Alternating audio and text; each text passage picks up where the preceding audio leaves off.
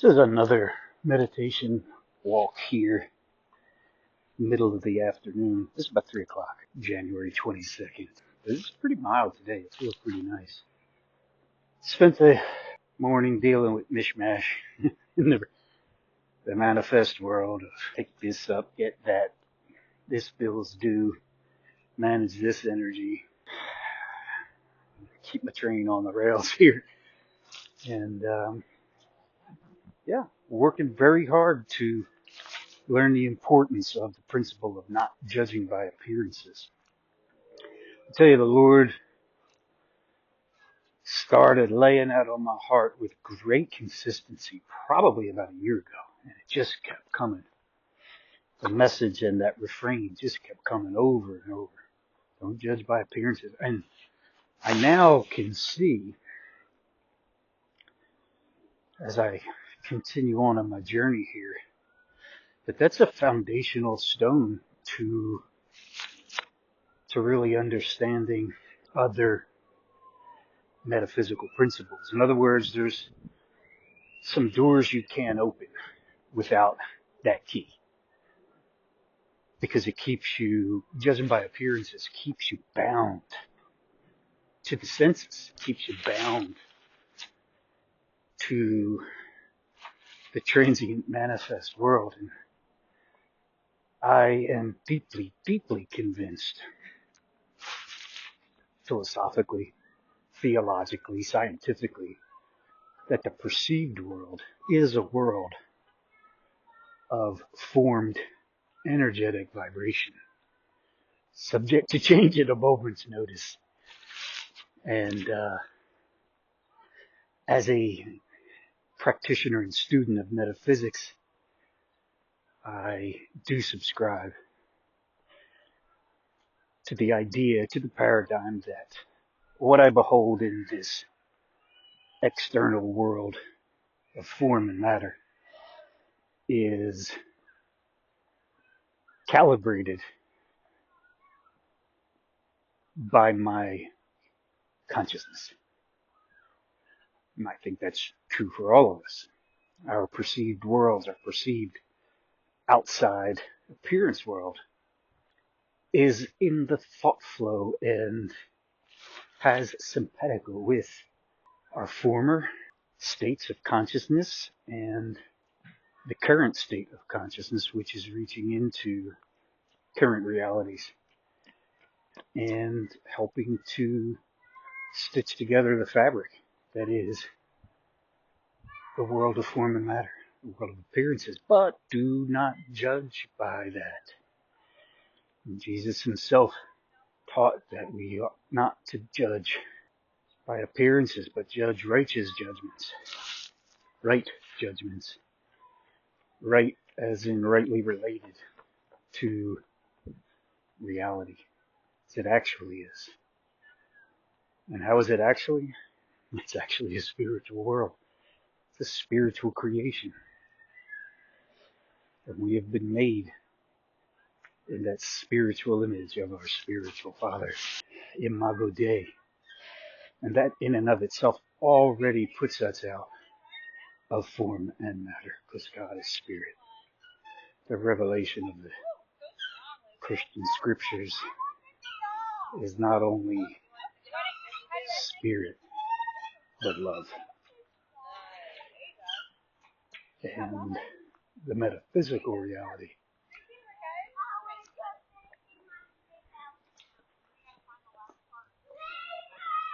is that we are that. We are that spirit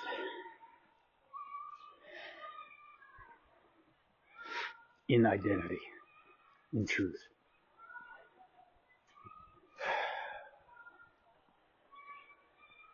And so, as the real heat of circumstances press in on us, press in on me from my former states of consciousness that have planted all these seeds, ideas, and that I've operated off of, these paradigms, and erroneous ideas. It creates a certain set of circumstances, and walk them out. It's come to pass. It's not here to stay. It is absolutely changing. And so as I feel the heat,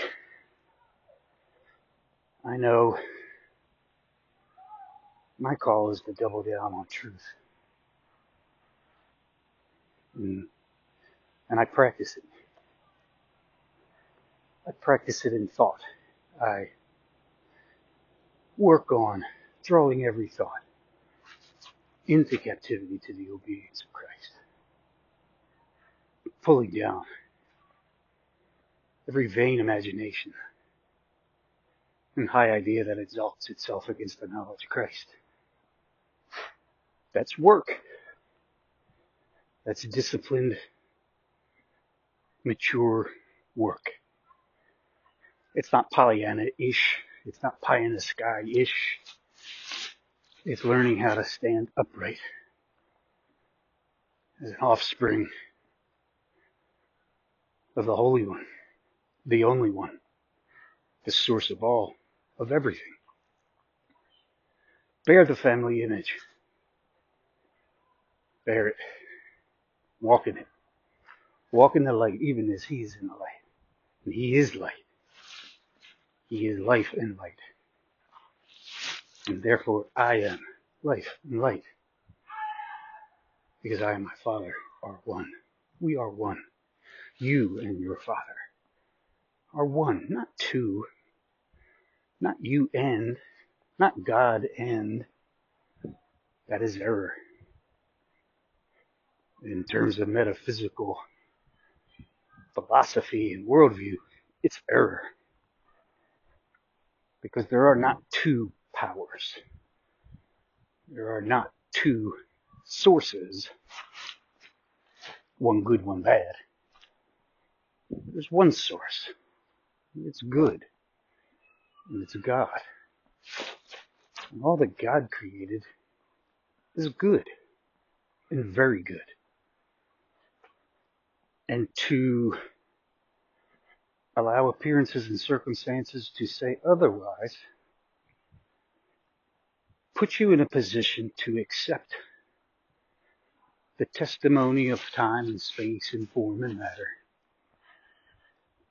or reach for the testimony of infinity, of eternity, of immortality, of spiritual reality. And so I choose that.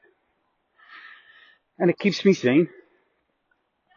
It keeps me moving forward. I panic less. I struggle less. My outer circumstances haven't completely changed yet. There are signs of change trickling in. Thank you and amen. It's not healed. The body's not fully healed. The mind's not fully healed. The finances are not fully healed. Relationships are not fully healed. But process happens. Progress happens in that process. Healing is presenting itself in all of these domains. And incremental improvement is happening now. Can it happen all at once? Yes. But if it doesn't, so what? What does it change? It's our infinite loving Father dealing with us on individual conscious levels, meeting us where we are, providing for us what we need, and sometimes we need a steep hill so our legs don't get all flabby and weak. Sometimes we need that little extra exertion. Sometimes we need to be confronted with what we say we believe and how we act and talk. And I don't love the premise that God tests these things, but surely Hebrew scriptures and Christian scriptures both testify to the fact that that happens. And that is a piece of his paradigm that there has to be this proving out. And we need to know that. We individually need to know that. Because if our faith faints in time of trial, how small is our faith? This is why the Master stood up, and once he was awakened in the midst of the storm, he spoke the words of peace and looked at his young proteges, undeveloped and still soft-minded, and said, "O ye of little faith." And boy, I have had that moniker for quite some time. And I know today, even in the emotional throes of circumstances, I had to say out loud with a little bit of energy that the truth is, he's present. He's present with me. He's present with you. He's omnipresent. But he's in us. He's with us. He's promised to never leave us or forsake us. He has taken us by the hand. He has said it in Isaiah. He has said it in the Psalms. As we extend to him, as we draw near to him, the floodgates of his presence open up. And it's not that he has come from somewhere else to us. It is that we have removed the obstructions and opened our consciousness to allow more of him, and then that vacuum is broken and that holy influx comes and peace comes, because peace is presence. His presence is peace. Perfect peace. That perfect peace that is sustained in us as we keep our minds stayed on him. And in that awareness, the needs and urgency of time, space, matter, and form, and materiality gets put in its proper place. It gets put into the shadows of the movable, transient, expressed world that is ever-changing, but yet substantially and fundamentally ever the same. And so, my soul, singular encouragement to myself, to you, to the ones I love, to the ones who hear. Don't judge by appearances. In the midst of the heat, as the flames lick closer and the floodwaters rise, he is here. He is now, and he is with you. And that realization does make a world of difference in circumstances.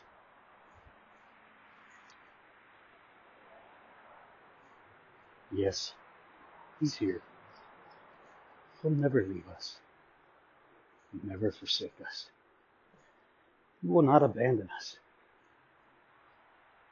And we may have left the Father's glorious abode and squandered our inheritance on prostitutes and games and fare of this world until we find ourselves in squalor, in poverty, in want, in need. And that is not our true calling, for the Lord is our shepherd, and we shall not want. And so when we do want, we know we have wandered off the path. We have entered into the thickets and brambles, and he is in hot pursuit. And the only way we don't get caught is when we run further and faster, backwards into comfort, backwards into familiar, satiating spiritual needs with food, sensual pleasure, illicit substances we may put into our body, detachment, lost in the video games and binging on Netflix and Hulu, whatever we can do to quiet the noise that we perceive as reality, when in fact it's error.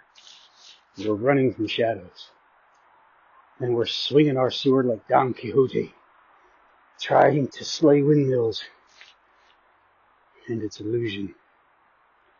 And if we would be but still and know, he will reveal himself. He will show himself as peace, as power, as a singular power, your power, my power, the only power. And anything else that masquerades as power is only operating like a moon with borrowed light from the sun. That is the light source, the sun. Everything else is reflected from that. And so we stand still and behold the one, the singular, present, powerful, knowing one. And when we can stabilize in this and stabilize in presence,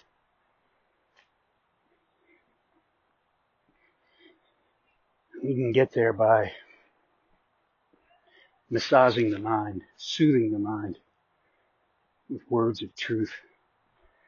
Maybe you don't like reading the Bible.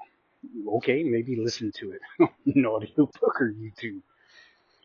Maybe you're burnt out on the Bible. Well, go check out the Bhagavad Gita. Go check out the Dhammapada. Go check out the Tao Te Ching. Go read the thoughts and collections of spiritually minded people. The whole course of it is not that any of these outside things have any power or any answers, but what they do is help move the mind. It's like a big finger pointing to the source of all. That's all they all do anyway. And sometimes we do need that pattern break in mind. And the scriptures can do that. Good meditation can do that. Good walk in the woods can do that. Walk around the lake, get around water. Breathe in nature. He's here. He's with you. He's never going to leave you.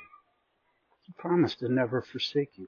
Where could you flee from his presence? You can't. We can't. Because he is the great I that is embedded in our consciousness. And where can you go from I? Wherever you go, there I am. I am with you always. I will never leave you. I will never forsake you. I am always here. And I am waiting for acknowledgement. I am waiting for admittance. I'm waiting for allowance. And I will flood into circumstances, into mentalities, into that spiritual atmosphere with peace and presence and love. And I will teach you to abide in me, not in me, the weak me, the little me, but the exalted me, the I, that is the spiritual me. Abide in me. Let my word abide in you, and you will bear fruit, much fruit, and that fruit will bring glory to the Father, and it brings him pleasure, and his pleasure is your pleasure, and that joy and that pleasure is my strength. The joy of the Lord is my strength. And so it's a quietening of the soul. It's a stabilizing of these squishy material moving parts, and we center back with the great I am, the great fact of presence, because where the Spirit of the Lord is, there's freedom, there's liberty, and there is love. And when we can know that, we can feel that, we can rest in the fact that along with his presence comes all of his power to do that which concerns us. Because we can't do it ourselves. We don't do it ourselves. We are but husks. hulls that need to be filled with the substance of eternity and infinity. And as we acknowledge omnipresence, we get the benefit of omnipotence. All power, one power, is operating on our behalf, in our spirit, through our consciousness. And therefore, we can rest. Why? Because omnipresent, omnipotence is also omniscient. It knows all. It sees all. Your Father knows you have need of these things before you can ever ask or even think of it. He knows. And it is His good pleasure to give you the kingdom, as He has said to the Son, Thou art always with me, and all that I have is thine. And it is my good pleasure to give you the kingdom. You have the kingdom. The kingdom is here now. The kingdom is not something to grab hold of, not something to wrestle out of the skies and drag down to earth. No. It's here. It is in you. It is inside. It is within. It's in your very midst. Now we're talking issues of acknowledgement, of conscious awareness, and of allowance, and of abiding. These are words of truth. These are words of life. They certainly are not my words. They are not my ideas generated from my little eagle eye. They are practiced truth that's penetrating consciousness. It's penetrating materiality. And it's bringing its soothing presence, power, and peace. And so,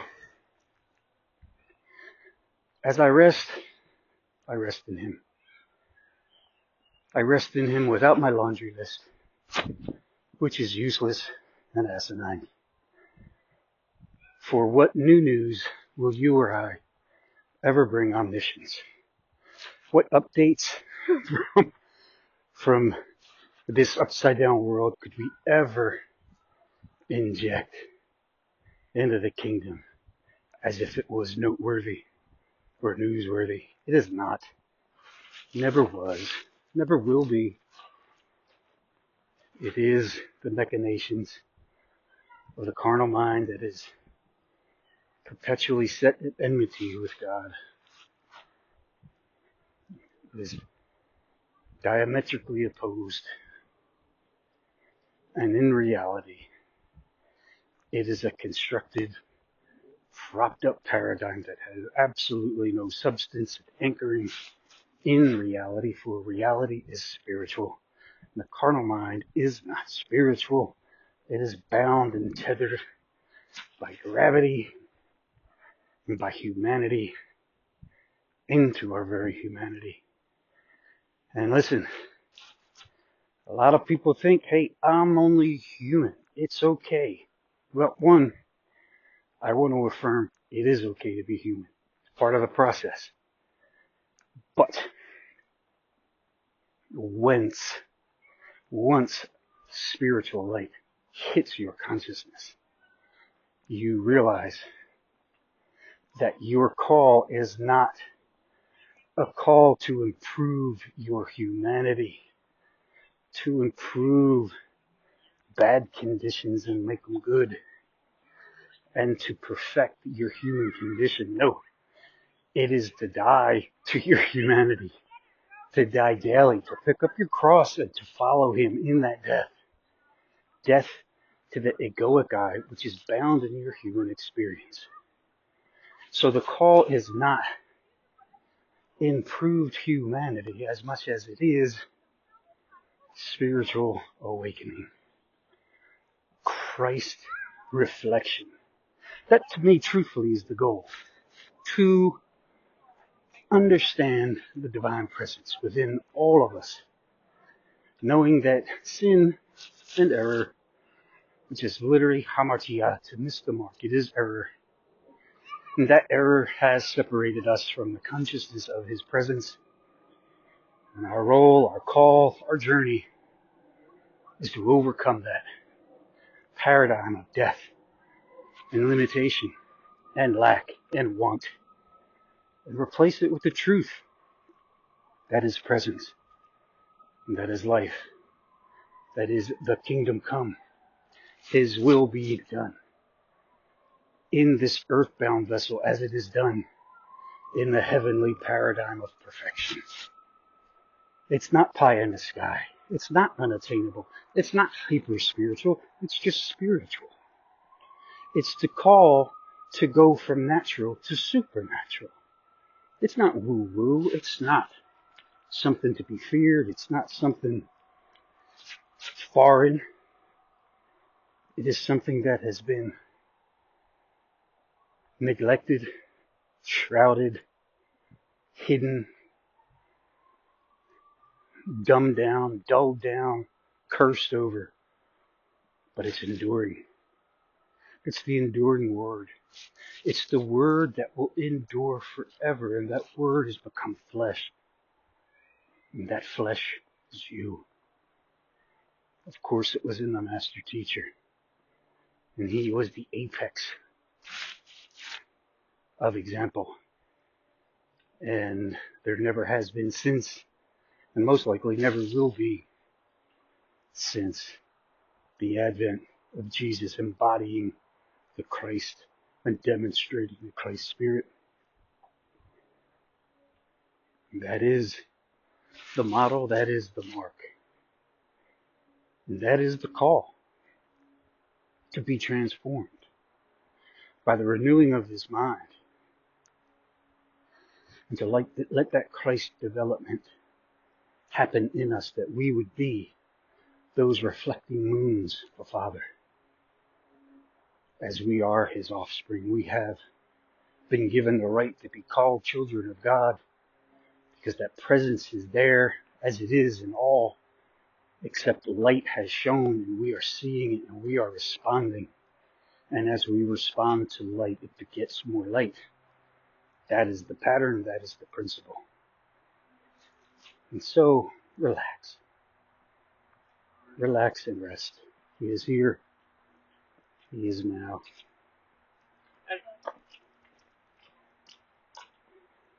He's forever with us, shaping us, molding us, teaching us, transforming us, elevating us, lifting us, always saying, come up higher, friend. And so the journey continues.